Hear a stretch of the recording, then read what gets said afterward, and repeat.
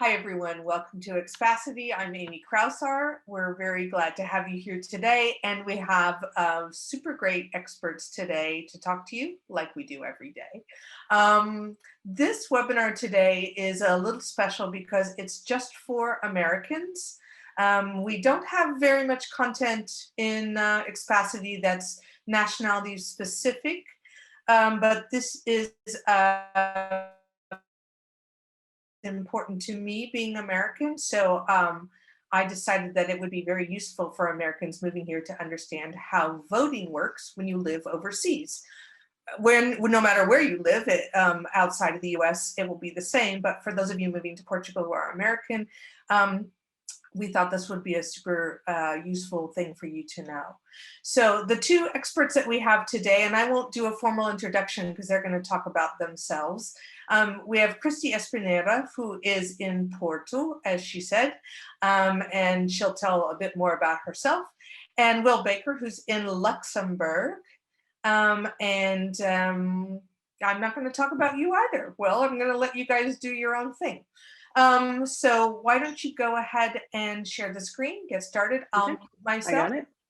And off you go. So we are going to talk today about your voting rights as Americans living abroad. And this is what we're going to cover. We are going to talk about who can vote from abroad, how you can vote from abroad, why you should vote from abroad, and we'll get a little bit into what you can do if you have any questions or problems with voting from abroad. First of all, I want to say thank you to Amy and Expacity for inviting us today. I am really excited to share this information. I think that this is a really important topic, and it wasn't really something that was on my radar before I made my move. So I hope that this is useful for everyone to just have in your mind as you move into the next phase of your transition to Portugal. Will and I are going to do a fairly short presentation, and we'll have a kind of a place in the middle where we're going to ask a couple questions, and then at the end we'll do a Q&A moderated by Amy, and we'll see what if we can answer your question. Okay, next, who we are. I am Christy Holmes Espinera. I am the current chair of Democrats Abroad Portugal, new chair since March. I have been living in Porto since 2019. I vote in the great, beautiful state of Colorado. My husband, Andres, and I moved here from the Denver area almost 2 years ago. I got involved with helping Americans vote from Portugal just after I moved here in 2019. I have told this story a couple of times, and Amy knows where I'm going with this. But Amy reached out to me to help with an event that had to do with engaging American voters in Portugal. And I had been here 2 weeks, and I said, why not? And since then, it all kind of snowballed. I have to say it has been really rewarding for me personally, and it has been a really great way to connect with other Americans in Portugal and feel like I'm still connected as an American citizen with what is going on in our home country. I will go ahead and let Will introduce himself. Go ahead, Will.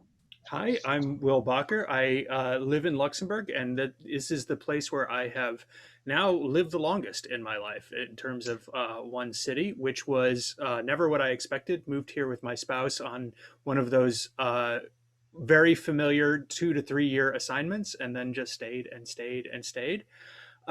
So also, I vote in Illinois. I had actually barely lived outside Illinois. I was not exactly what you'd call an adventurous world traveler, a person who wants to live in a lot of different places until I moved abroad. But I've never regretted it for a minute. Luxembourg is actually the second place where I've lived outside the United States. My wife had a short assignment outside, not in Luxembourg or in the United States. And I had a hard time getting to know people. So when I arrived in Luxembourg, basically helping Americans to vote seemed like a good way to get to know some people. So essentially, Christy, you skipped having to make the mistakes that I made, and you were fortunate enough to have Amy to just basically yank you out of that situation that I found myself in and straight into the getting to know Americans isn't a bad way to get to know Portuguese people and people from all over. So that's my sort of voting story. And once you get started, there's so many interesting things you can do. I just want to second what you said about it being rewarding, fulfilling work, and also just the range of people you meet and the stories they have is incredible. So I'm very glad to be here to be able to share that with everybody. Thanks. Yeah, I think that's totally true, and that has been a surprise to me, and a joy, moving here and learning about how you can, connect with other people and still be involved. All right. Oops. So today we're going to talk about just a little bit about how do you vote from abroad? How do you register? We want to stress that although Will and I are with Democrats Abroad, this is a nonpartisan discussion. We will focus on using the federal postcard application, which is linked to through the website www.votefromabroad.org. That website is sponsored by Democrats Abroad, but it is a nonpartisan tool. It is any US citizen can use that website to register to vote from overseas or request your ballot from overseas. And Democrats Abroad, which runs the website, will help any US citizen fill out and send in their FPCA. That's the first of many acronyms that we're going to use today. Stands for Federal Postcard Application. And we will help anyone without regard to their political party. So whether you're a Democrat, Independent, Republican, or any other flavor, this website and this tool are for everybody. One other thing that we did want to mention is that the website is GDPR compliant. GDPR is General Data Protection Regulation. That's a European law that protects your privacy of your personal data. The website does not retain your information unless you, at the end, allow it to do so. So it's a tool that helps you fill out the FPCA and send it into your local election officials. And we will talk a little bit more about how this tool works later in our presentation. So one thing we want to talk about is just going over some of the myths and truths about voting from abroad. I don't know if anyone here has any anticipation about that or thoughts already about what are some myths that you might have heard, but we're going to talk about those a little bit. And my page, there we go. Having a little lag between my keyboard and my screen. Okay, so the first myth is that you can't vote if you live abroad. And the fact is that US citizens who live abroad can vote in all federal elections for the president, for the US Senate, for US House, and that includes midterms and primary elections, so all federal elections. Some states also allow some overseas voters to vote in their state and local elections, so like elections for governor, state legislature, mayor. You know, and if with all the things that you have on your mind for your move, your recent move or your upcoming move, you might not even have thought about voting and having this as part, you know, how does this work? So the most important thing that we want everyone to know is that you can vote. It's possible and it's not hard. And we're going to talk you through it.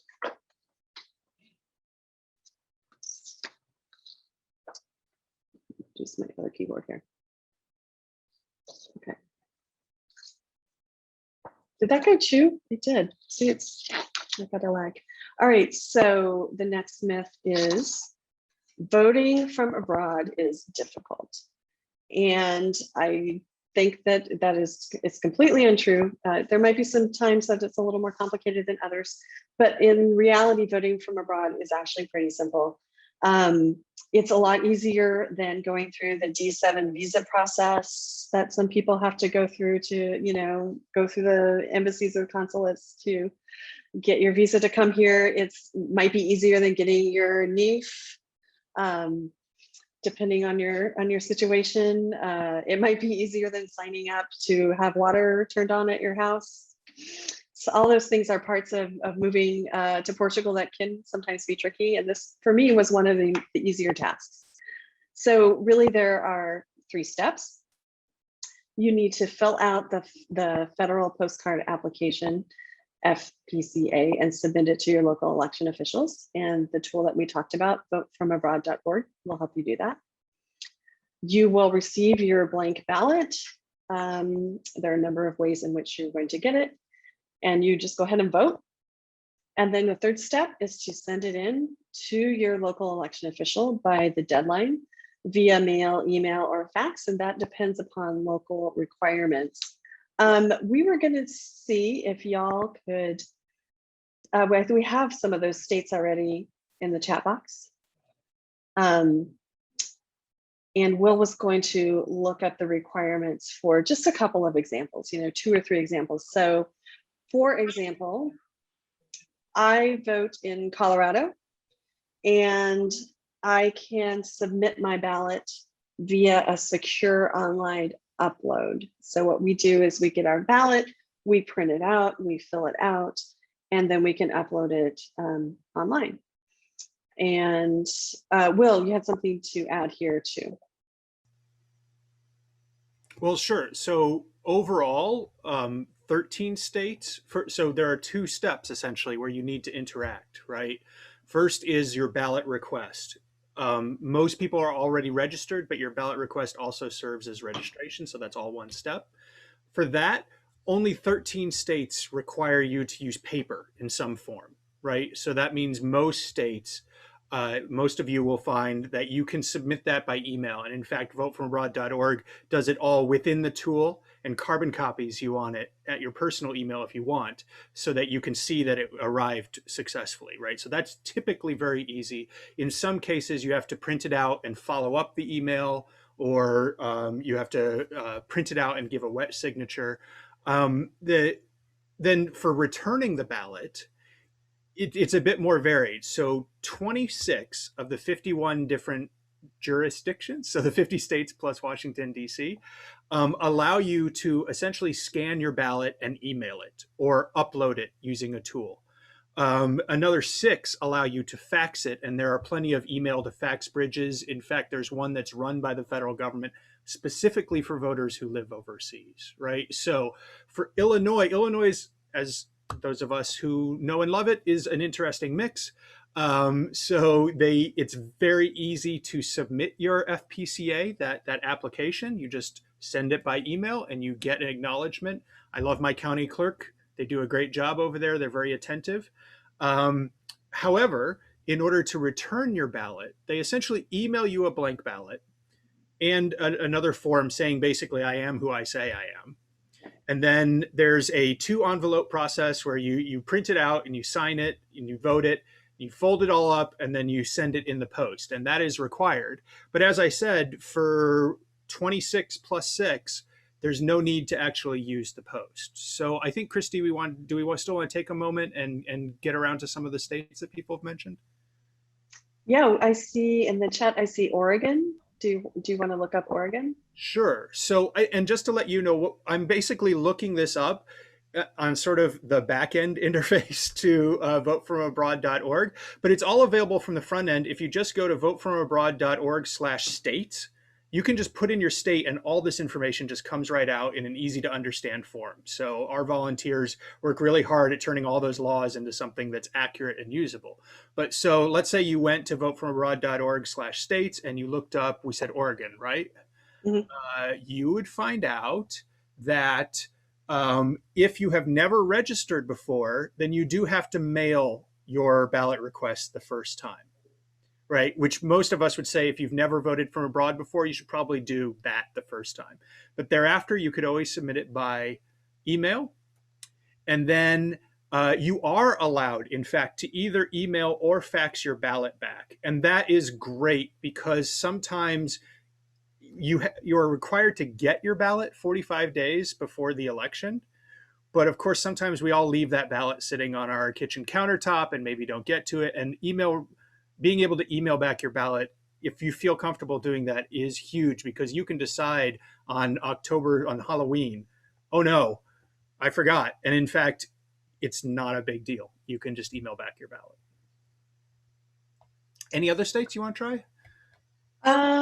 Somebody had Amy, go. Iowa, and there was, I don't know which ones you know that are a little bit more different. Maybe there's Pennsylvania, Minnesota, Iowa. Sure. So Iowa is great. Iowa accepts everything by email, sends everything by email. As long as you, again, post is always an option. If you say, I don't like the idea of sending my ballot over the tubes, you can always post it back. But just having email as that option, as you do in Iowa. So you can both send your ballot request by email. You'll get it confirmed by email or by post. And then you can also return your ballot by email or by fax or by post. Let's see, one more, at least Pennsylvania. Pennsylvania's a bit, again, there no problems, no barriers. Send in your ballot request any which way you like. But they do want you to send a document back, just like Illinois. They want you to fold that up. And sometimes this is for the reasons of the anonymity of your vote as well. I mean, all states take a lot of care. They always have the person who opens, even whether it's your email or your envelope, the person who opens it is different from the person who takes the ballot out and runs it through the machine or puts it in the box. But Pennsylvania has you do that 2-envelope thing that I talked about, where you vote your ballot, put it in that envelope, put the document that says I am who I swear I am, and then send it all off. And I'm pretty sure in Portugal, Christy, this is where local information is really useful. Standard letter stamp is good enough to send something that's just that thick for a ballot and and that attestation. I don't know the answer to that. Maybe Amy does, because I don't do the snail mail very much. She gets to upload everything. Yes, it is. You can send it through. In previous elections, since I voted from overseas for a whole bunch of elections. Yeah, I used to, except for last year when with COVID threw everything for a loop. I would just send it regular mail because we had so much time to get it in. So yeah, I sent it regular mail, CTT in Portugal. I didn't even bother to send it special delivery or anything like that. Only COVID last year was different because of the mail system. But we won't talk about that because we're not going to probably have that for this election. Hopefully. So with Minnesota, you can essentially do an online submission. So it's kind of a web interface where you can send your ballot request that way. But for Minnesota, that is one of the states where you also have to return your ballot by mail. You have to actually return a document. When I say by mail, you can send it by courier if you like. They don't discriminate on that. Okay, I think we'll get into some more, people's questions about this at the end. I'm going to go on to the next slide.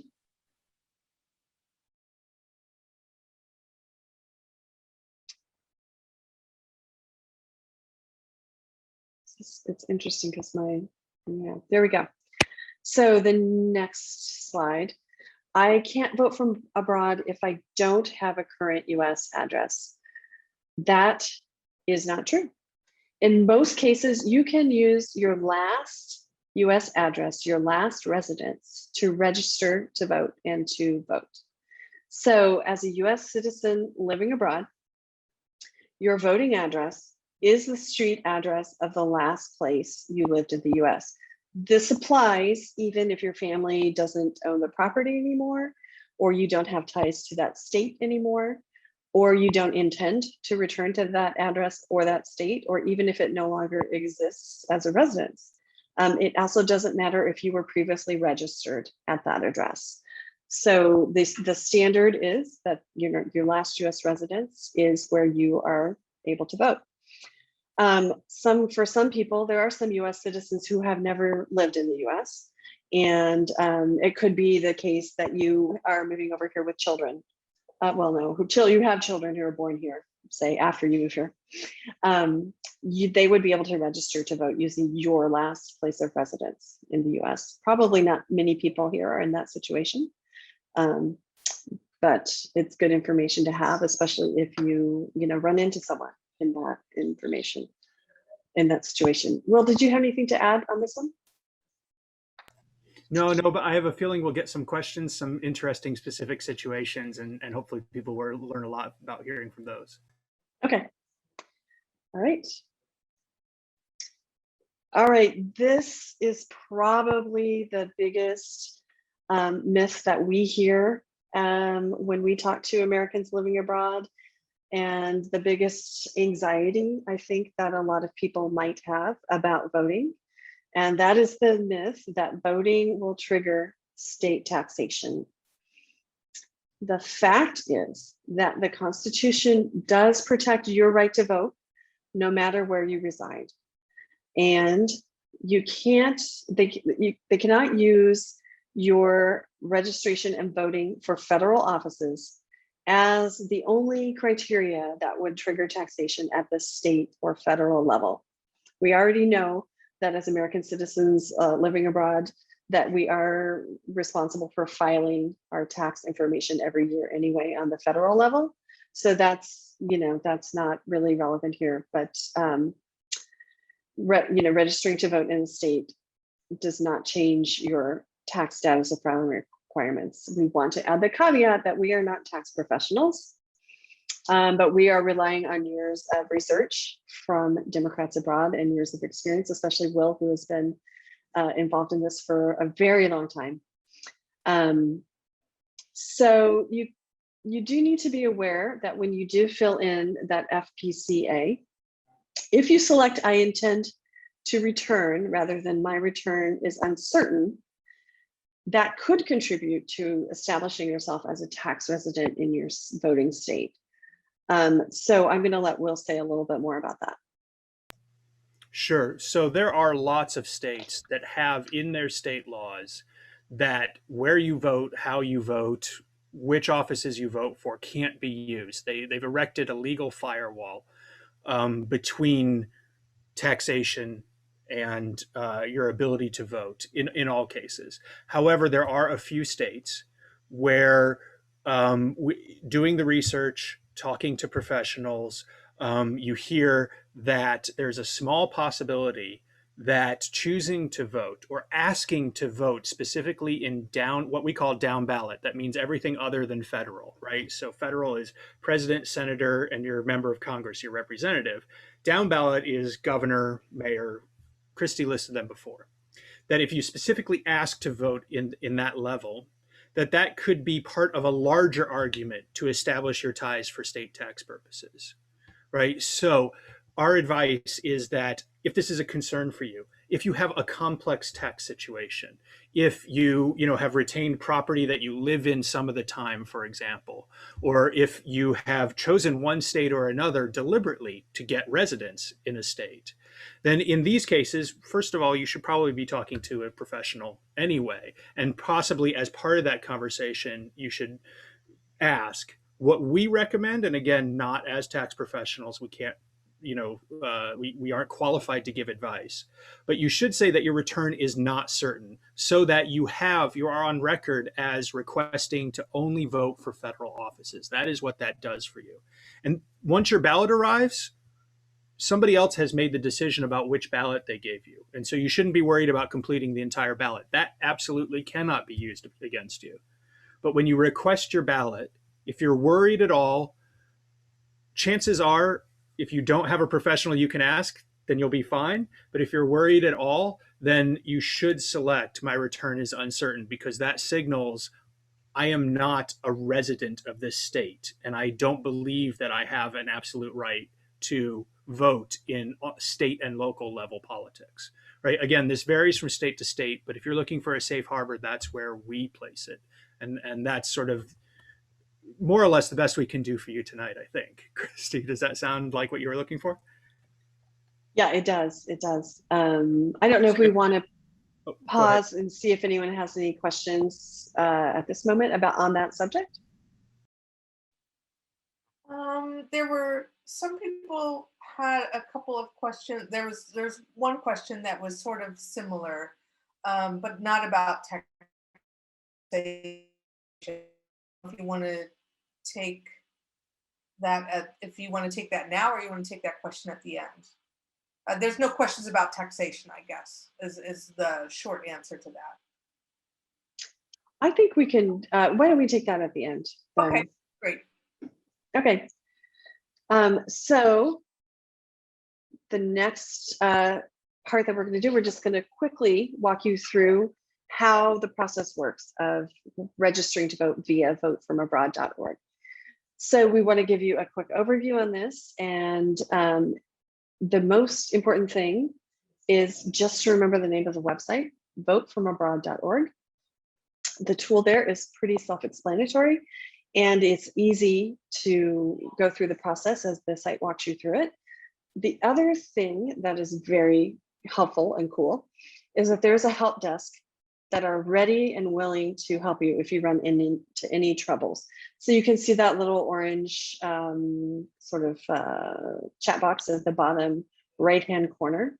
That is the chat desk. There are sometimes, depending on the time of year and the election cycle, there may be people who are there to help you within just a few minutes. But if not, you can always submit a question and they get back to you very, very quickly if you have questions or if you run into any issues with your registration.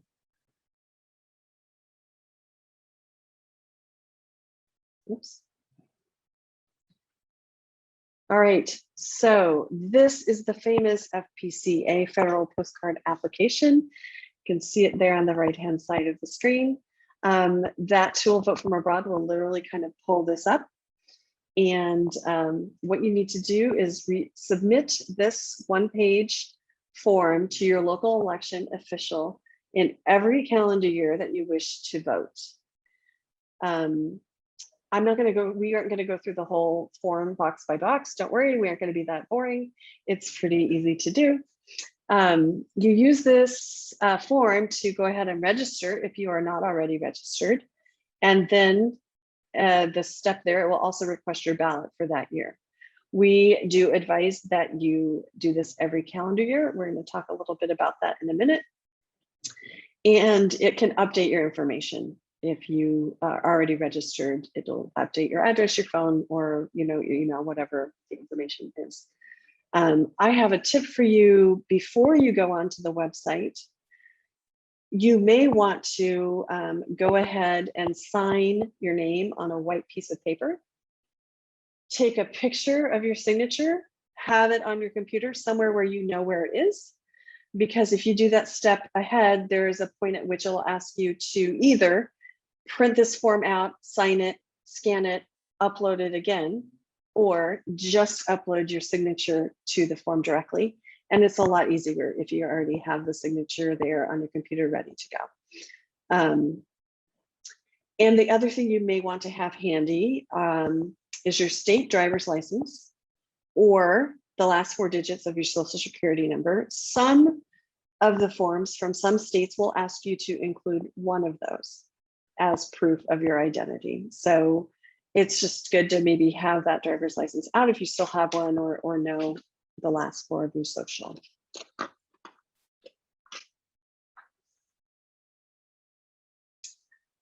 So why request an overseas ballot this way, as opposed to just using an in-state absentee ballot? And some states do these electronically, but why do it this way? We recommend that you use the FPCA to request an overseas ballot for a number of really important reasons. One is that it ensures that you're going to get a ballot for every election in the calendar year. So all the primary, general, special, and runoff elections. The first year that I lived here in Portugal was 2019, and I registered through this tool, and I did get a ballot that was mostly just local issues. But it was a great dry run because I knew, okay, this is how it works. And I was able to do the process from beginning to end. And then I knew when it came to vote, the next year in 2020, I had done that and I knew how it worked. According to the regulations on the use of this form, the states have to send the ballots to the voter at least 45 days before the election. So they have to get it to you with plenty of time to return it.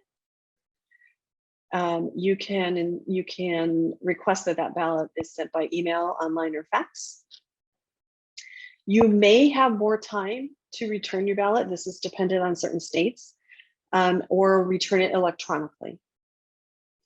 And this is important. You will have the option to vote using the federal write-in absentee ballot if you do not receive your ballot in time to meet the return deadline. So this is really important. You have a backup. If you didn't get your ballot and it comes election day and you really want to vote in the federal election, if you've already registered, made this request through the FPCA, it is easier for you to use the federal write-in absentee ballot. It's not a very common situation that you would have to do this. Generally, people do get their ballots in time, but this allows you to definitely ensure that you can vote on the federal level. If both of those ballots arrive, your state absentee ballot or the federal write-in absentee ballot, only one of them will be counted. So you don't have to worry about that either. Will, do you have anything to add there? Yeah, I'd like to just add two things, Christy. One is that we saw a lot of this in 2020 with the pandemic, and there were problems with the post going back and forth, and even problems with dropping off at the embassy. And so actually, maybe it just seemed like we were talking to everybody who was in this situation, but at the very least, it was a comfort to a lot of people whose ballots did arrive in time, but it was later than they expected. And quite a few people did have to use it. So you can consider it an insurance policy, just like you said. The other thing is that one big advantage of the FPCA, and one thing I want to say about things like the requirement of 45 days before the election, these are federal laws. And if they don't comply with these, somebody will make a federal case of it. Like, I mean, people use that idiom, but in this case, it actually makes a big difference. If you can say, I submitted my FPCA, that means that would be considered non-compliance with a federal law, which is often a much bigger deal than failing to follow a state regulation. Now, I'm not saying anybody on this call is going to wind up, suing the government or anything like that, but it makes it easier for those of us who advocate on your behalf to basically say, hey, fix this, make this right. That FPCA just adds a lot of weight to that situation on the side of you, the voter. I want to throw in something as well, and I'm a bit rusty on this, so that's why I'm going to ask this question to you.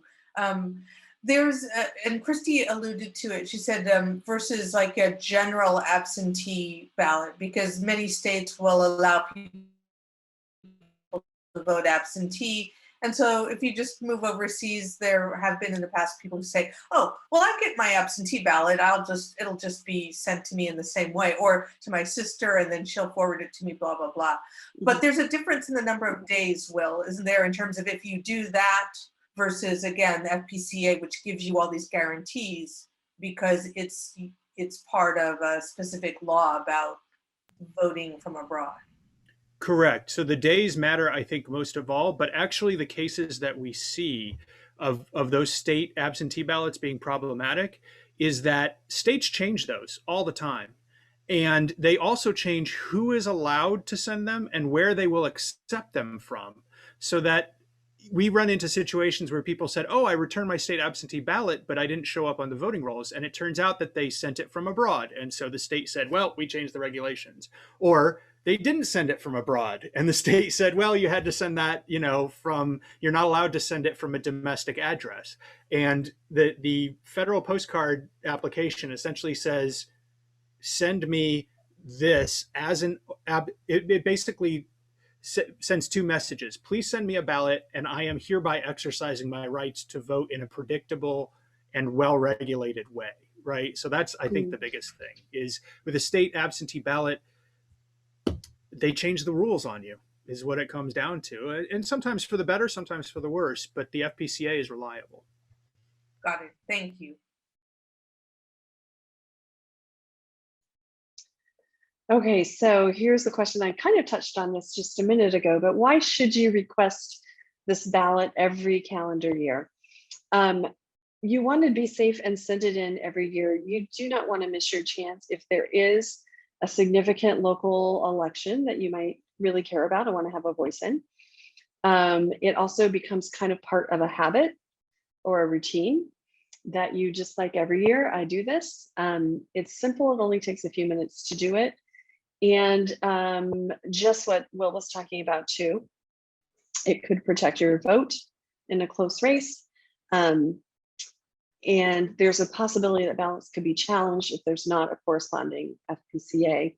So we recommend, obviously, that you do this every year, even years where there is not a major federal election. You become more familiar with the process. There can be special elections anytime.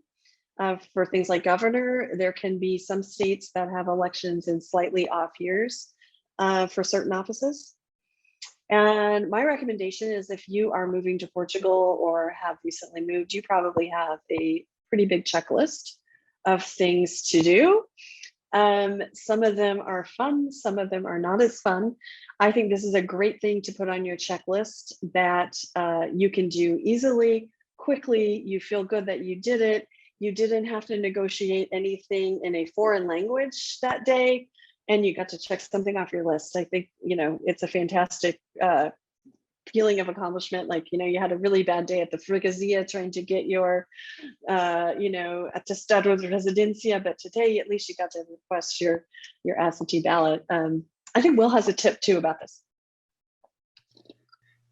Yes. So years ago, when I started helping voters, somebody said, you know, if you really want to help voters, you have to do good practices yourself. And so we should all set a calendar reminder in January to send an FPCA. And I did it quite begrudgingly.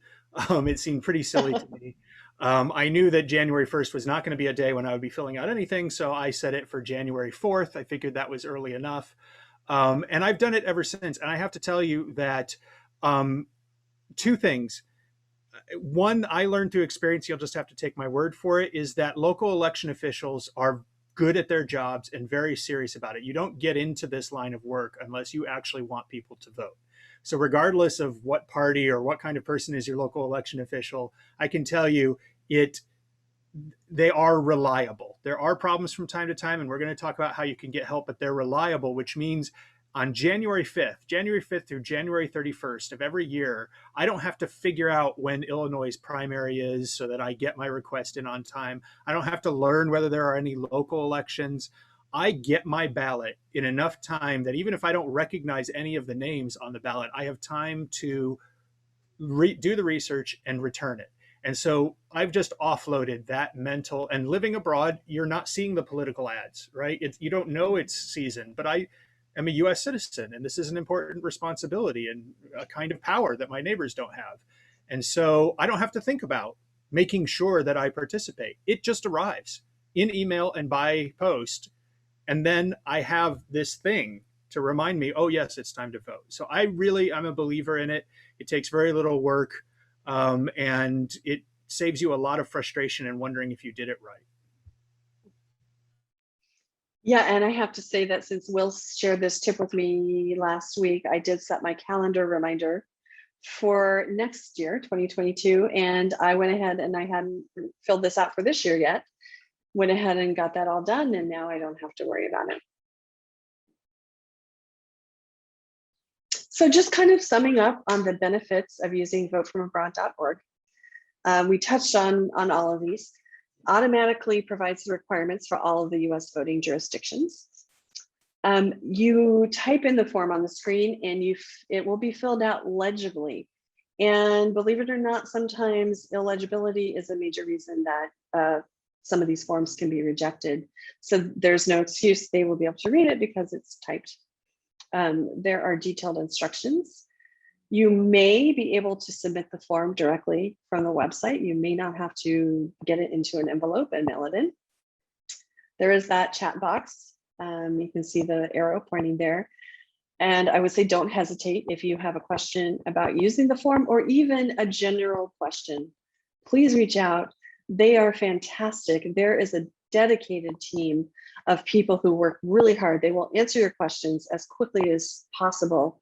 In my case, I found after I voted in that initial election, I went back on the Colorado state website that shows if I was registered to vote. And I had been registered a month before and voted. And then for some reason, I wasn't on the rolls anymore. So I don't actually know what happened, and it could have just been a glitch. But I reached out through the chat box here on votefromabroad.org, and the team reached out to my local election official, and within just a few hours, everything was fixed. I had resubmitted the form, and everything was fixed, and I got a confirmation. So that was a really great experience there. So we definitely recommend that you take advantage of that box. And when you go to votefromabroad.org, I think /states, Will said earlier, and you can't see it in the screenshot as well, but there's a thing at the top that says states. You can look through and look for your state for the specific information. So now we're going to touch on something a little bigger picture, which is, does this really matter?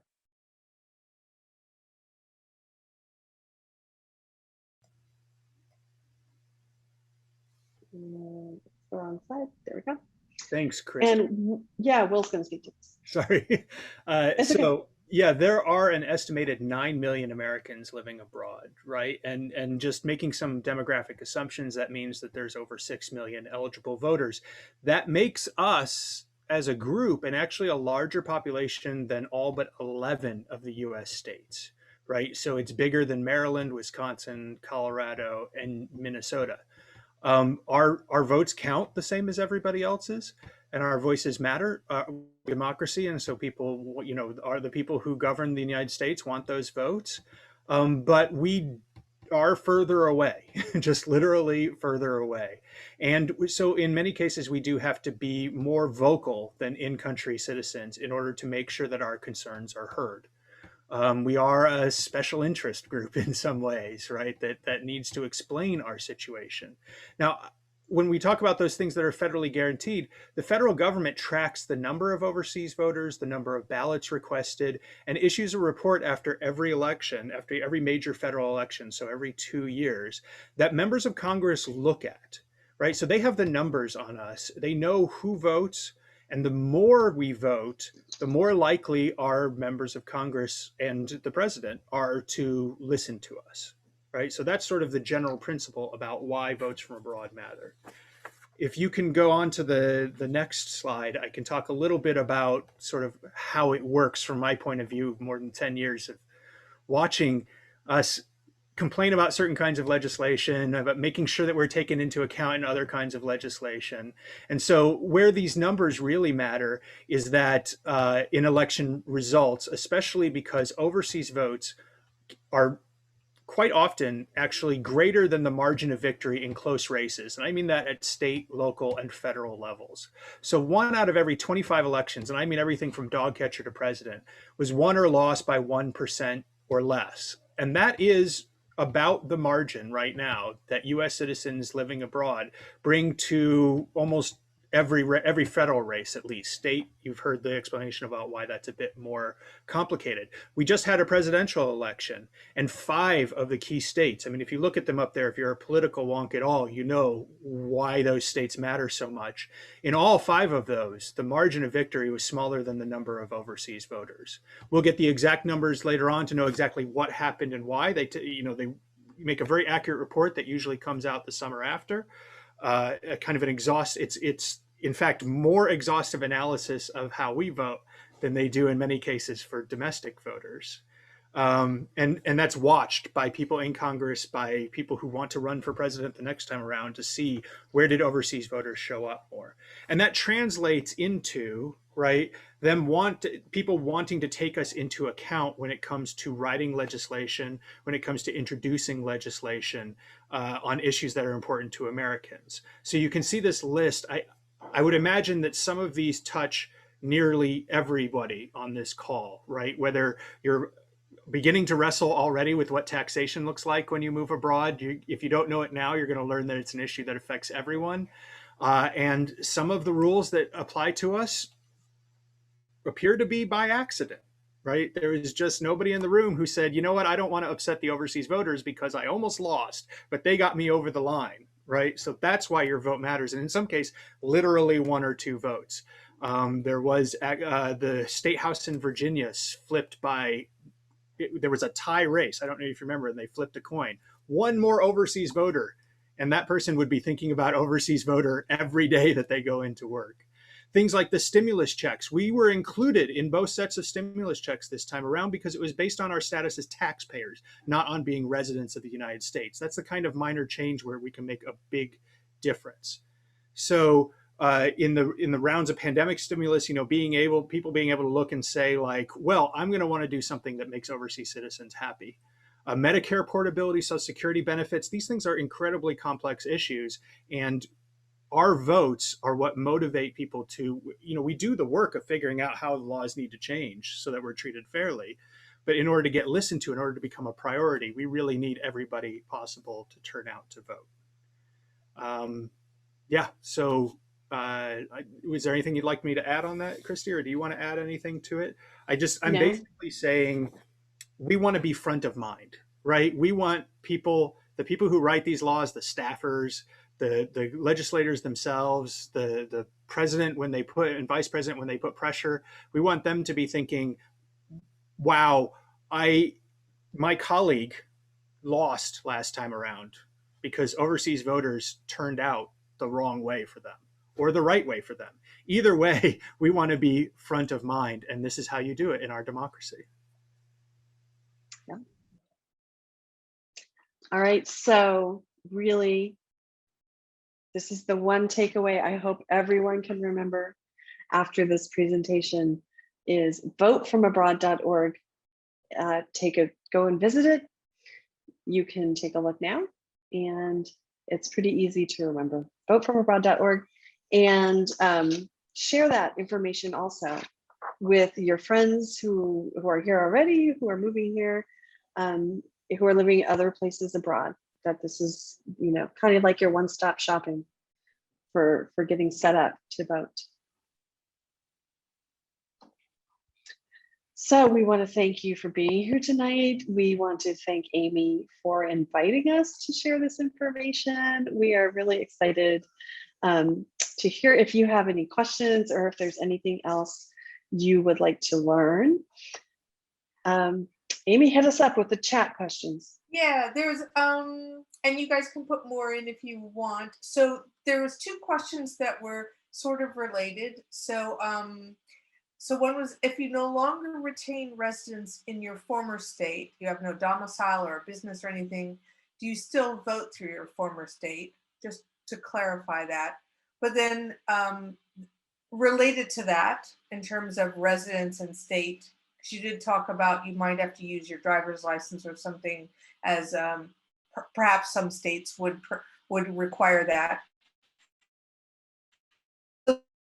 My driver's license is in Pennsylvania, but my residence is in Maryland. So where do I vote? So if you've got some of these conflicting things, or we know that some people that are moving to Portugal have moved states to get a better consulate. Yeah, that's true. So they might have been registered in a different state, but they moved to, let's say, Florida, because or a state where they can be in a consulate that is a little bit easier to work with.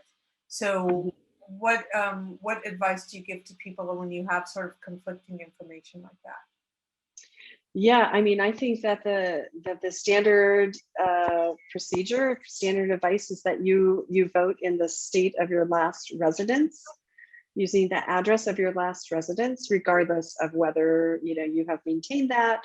You may have gotten a traveling mailbox, for example, somewhere else, but that is the sort of standard way to answer that question. Well, do you want to add something?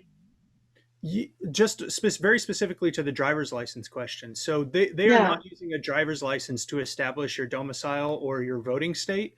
They are asking for your driver's license to establish your identity, right? So it's always an option to provide the last 4 digits. In most states, in a few states, they require the entire Social Security number. But knowing that there are a lot of sensitivities around Social Security numbers, they often provide driver's license as an option.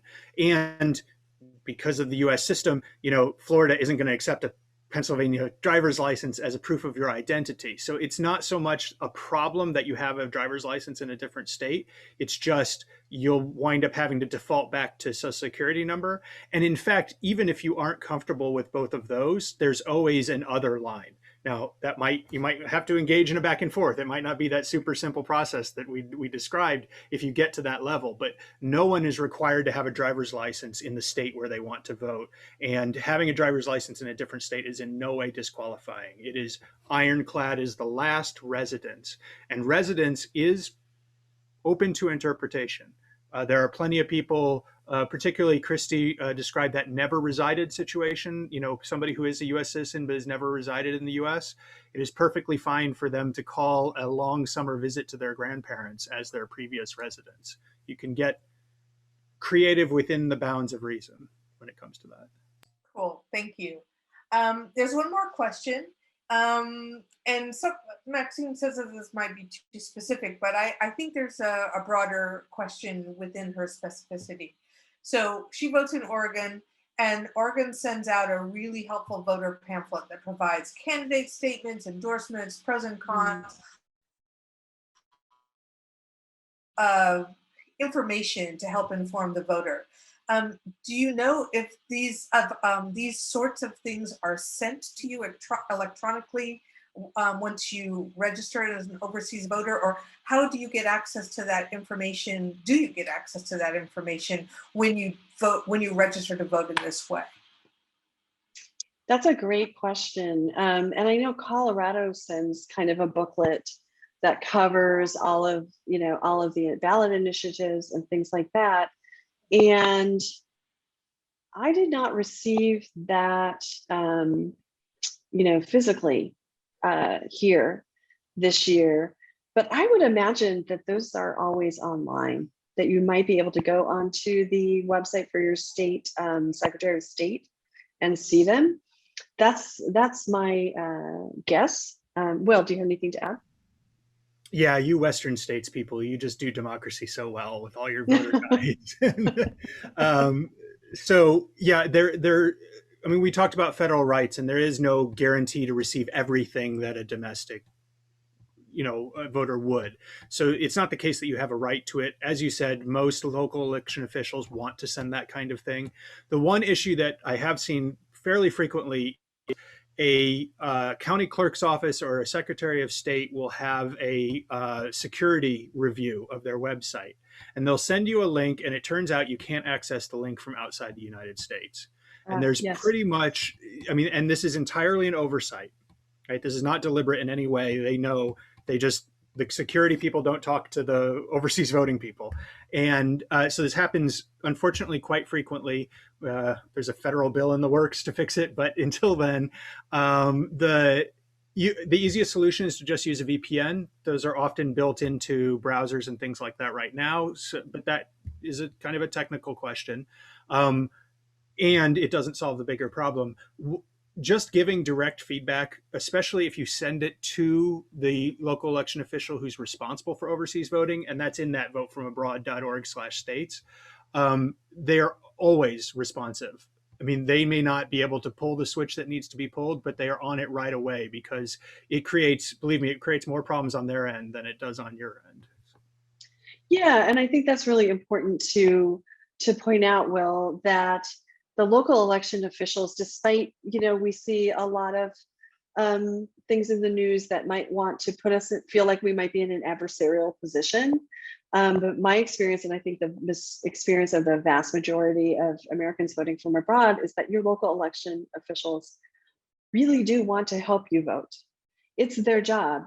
That is what they're very motivated and usually very, very helpful, and you shouldn't be afraid to ask. And I think if you ask in the spirit of inquiry, you'll get a response that's also in that spirit of democracy participation. Okay, I don't see any more questions. I think you guys covered everything really thoroughly. Thank you very much. You.